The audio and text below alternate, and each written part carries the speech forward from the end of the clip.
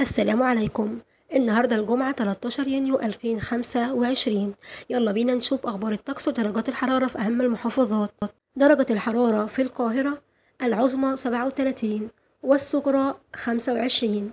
الإسكندرية العظمى 31 والصغرى 23 مع نسمة هواء جميلة على البحر. أسوان حر نار، العظمى 43 والصغرى 29.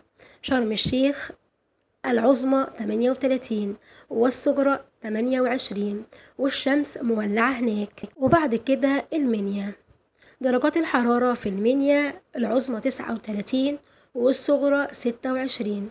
والدقهلية العظمى 36 والصغرى 24.